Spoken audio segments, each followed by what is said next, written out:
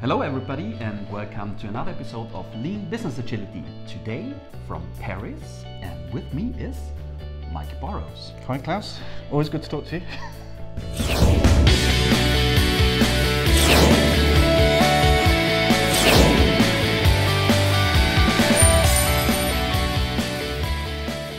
Hi Mike. Hi Klaus. Thanks for spending a couple of minutes with me here in Paris. We are at the Lean Campaign France conference. Yes. And you're having a talk about? Managing Change in the 21st Century is the full title, well, is the main title. Okay. What we've learnt and where we must do better is the subtitle. A lot's changed in the last 17 years of this century. Last 16 years since the Agile Manifesto was produced, and if you're a member of the Kanban community, I think you feel part of that. That movement in terms of how change is approached. The start with what you do now approach to change is what Kanban's known for. But there are other aspects of change that we've learnt in the last few years as well. And in my talk, I like to contrast some of the new ways and the old ways of thinking. Okay, new ways and old ways of thinking. Yes. What are old ways of thinking? So change? old ways. You start with very often you start with a solution and then you reverse engineer the business justification for the solution. Nice. Then you implement the change. You roll it out. You often impose it on people. And at the end of the process, you kind of live with the consequences. And part of that consequence is all the things that you fail to achieve, the sort of the gap or the depth of missed expectations, as my friend Philippe described it. There's the lingering pain, and there's that unfortunate realization that you spend all this time, all these many months, even years, running this project, and the world's moved on since, and you've got to catch up all over again. Sure. And that seems actually a pretty crazy way of working, and it seems deeply ironic that we use waterfall-style culture change projects in order to roll out Agile. That seems just the incongruity of it all. The incongruence is extraordinary.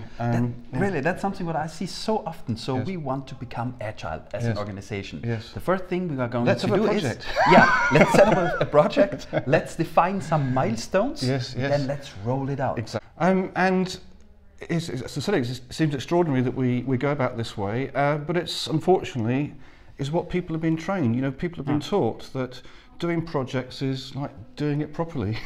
Yeah, exactly. And we have that problem in delivery, and the Agile movement, to its great credit, is doing a lot to challenge that idea when it comes to delivery projects. But the change management community, a large part of that community, not all of it by any stretch, but a large part of that community is still stuck in that same kind of mindset. And in the end, change becomes something that's done to people, and it's no surprise that people reject that. Great talk from Daniel Mesic yesterday, and he said when people don't make decisions for themselves, they disengage. Yeah. And when Agile is decided for people, when there's no choice about it, when there's coercion involved, should we be surprised that people resist it, disengage from the process, and worse, disengage from their actual work? People feel vulnerable. This is something the Kanban community has known for a long time as well. This is why we say start with what you do now and your existing roles and job titles, for example. Going into an organisation saying we don't need project managers anymore, for example, it's possibly not the best way of starting change that's going to affect the way that everyone is going to work. You feel people will feel very vulnerable. Yeah. Okay, so you mentioned Daniel's talk yesterday. Yes. We also heard another talk where the main theme was we don't need any hierarchies and stuff like this. Yes. So if we start where we are and we don't need hierarchies, so how does this get together? Well, no hierarchy that's a solution, and I think starting with solutions and justifying them is just a way to provoke resistance, whether that's through disagreement or through disengagement, as Daniel said yesterday.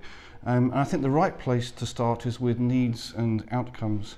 What do we need as people working in the organisation? What do our customers need? And is our organisation capable of delivering that? What does the organisation itself need to be? If you studied servant leadership, you'll have this idea of, we're helping each other and the organisation become what it needs to become in the long run. And you study organizations that have been around for a very long time, for multiple generations, you realize that's a generational challenge.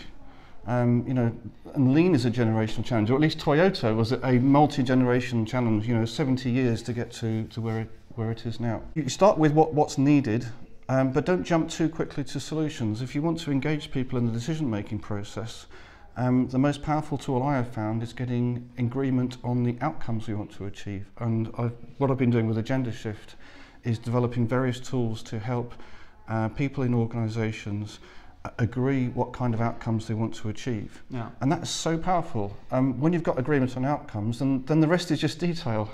Yeah. And we are not prematurely fixating on a solution and then wondering how on earth we're going to impose it on people. We've now got something that we agree and buy into, and now we're just going to work together on making it work. And that's such a much more appropriate way of doing things if you're trying to do Agile or if you're trying to do Lean, because you're modeling Agile and Lean behaviors in your process of rolling it out, which seems a much more appropriate. Yeah, very nice, very nice. Yeah. I think that's also the understanding what we have about Kanban. So Kanban is not necessarily a solution. Yes. If, at least for me, it's more like a, let's say, I don't want to say tool, but it's some kind of toolkit where you can start to analyze how your work works actually. Yes. Then we can start to become better. Yes, yes. If we know what we need to change. Yes, yes. So one of my observations I made when I first got into Kanban, and we're going back a few years now, was it finally gave me a language for explaining things I'd seen in my past career, things that worked well, things that didn't work well, and once you've got a language for describing some of these things that you see, that makes it so much easier then to intervene, to manipulate them, to help other people see what's going on. And Kanban is just so good at revealing sources of pain in your organisation and giving people the motivation to fix them for themselves. Okay. So again, the outcome they want is this problem removed, and then they can work on how to achieve that. Yeah. But there's this problem, we see a lot of posters around. Yes. Posters with a lot of great solutions. Yes. You just need to follow this recipe and everything will be okay. Yes. So how does this work with our way of thinking? I mean, how can we overcome this poster society? Yes, yes. That's something I've had to grapple with quite a lot over the last few years. And I've actually found a new respect for frameworks, but not if the framework is something to impose. You know, the idea of buying the safe poster and then rolling it out across an organisation, I find that idea abhorrent, to be honest. But when we've agreed on an outcome, and we need to then find solutions to help us achieve that outcome. Yeah, yeah. And these frameworks actually have some very good solutions. And why would you invent a new solution for a problem that we've seen hundreds of times elsewhere? So I have no problem actually with looking to solutions, seeking the advice of experts, or using coaches inside organisations if they've got access to past experience of how real problems have been solved. And as one of my tests of a good expert is one who can describe a range of solutions and demonstrate a good understanding of why one solution would be better than another in context and based on current conditions rather than based on dogma and identity and so on. Yeah. Okay, so when I try to summarize, one important thing is, at least what I've heard now, is start with why. Yes. Would you agree with this? Yes, perhaps with a few caveats around that. I express it slightly differently. Start with needs and agreement on outcomes. David's talk, this last closing keynote, is going to be first who, then why. Before you know why you're going to deliver something, you need to know who you're delivering it for and who you're delivering it to and what their needs are. But I've got no problem at all with putting all of that under the umbrella of why, you know. Yeah. We're using different words, but I think this is one of these 21st century things. I think is a much more outcome-focused approach to change, rather than an engineered solution approach to change. What do you think about John Kotter? You know, John Kotter, yes. He's talking about the sense of urgency. So if there's no sense of urgency, it's quite hard to change. Yes. And what I see in my reality, that there are a lot of companies where there is maybe not a real sense of urgency, or at least they don't see a sense of urgency. Yes. I think a big issue around things like Kotter, and I think about other metaphors like the burning platform, and that's the issue of authenticity. I know I forget his name now, but the guy who came up with the burning platform metaphor, it was actually based on watching people jump off a burning oil rig. I mean, a truly horrific situation. And I think with retrospect, he was appalled that people used that metaphor in situations where it was completely inappropriate. And in fact, there was no burning platform. You know, the organisation wasn't about to explode. Yeah. And it was just some executive trying to generate some sense of urgency. Now, maybe lack of urgency was a problem in the organisation, but to say that we're about to die was not an appropriate way of talking about it. I also, you know, with all due respect to Kotter, and clearly he's influenced still people that I respect today. I still see it part of the more traditional change management philosophy of, okay, we've got to persuade people. You know, we've got this thing we want to do, this solution we want to implement. How do we persuade people to embrace this? How do you get people excited? And for me, it's just not the right place to start. You know, in the end, I'd much rather start with what is it we want to achieve together, and then search for solutions. And I think the change management problem is so much easier if you've got that agreement in place first. Very nice, Mike. So to wrap this up, can you give our viewers some concrete guidance which they can start doing tomorrow? Yes, I'll give you a simple example of outcomes. I mean, my work now is very much around facilitating agreement on outcomes, but I'll give you a simple thing that you can do in your development work, you know, tomorrow. And as when you're looking at your next feature or your next user story, ask what is the authentic situation of need that makes this story important. The example I give is my sat-nav on my car. I've got my Toyota RAV4 hybrid is the most sophisticated piece of equipment that I've got, but I absolutely hate the sat-nav on it.